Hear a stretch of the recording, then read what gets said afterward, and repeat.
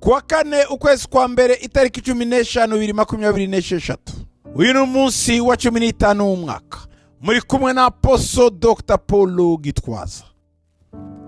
Isezerano ry'umunsi. Nukomeza ijambo ryanjye, uzaba umunyabwenge, uzatsinda ibigeragezo byinshi, ndetse uzakomera nk'inzu yubatse ku rutare. Amen.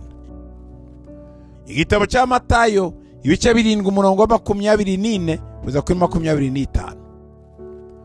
Nuko umuntu wese wumva ayo magambo yanjye akayakomeza azaba nk'umunyabwenge wubatse inzu ye ku rutare. Imvura iragwa, imivu iratemba, umuyaga urahuha, byose byikubita kuri iyo nzu ntiyagwa, kuko yari ishinzwe ku rutare. Amen.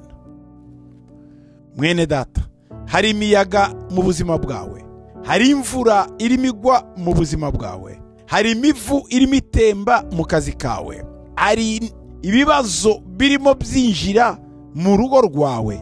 Ni hehe mu buzima bwawe hahungabanye? Umva nkubwire ngo wowe gusa komeza ijambo ry'Uwiteka. Ugiye kuba umunyabwenge, ugiye kumenya uko wubaka, uko uhagarara ahakwiriye.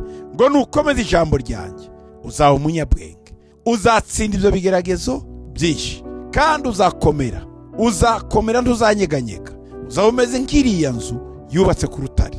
Imana igiye kuguha kubaka ku rutare, igiye kuguha gutsinda ibyo bigeragezo uyu munsi n'iteka ryose. Amen.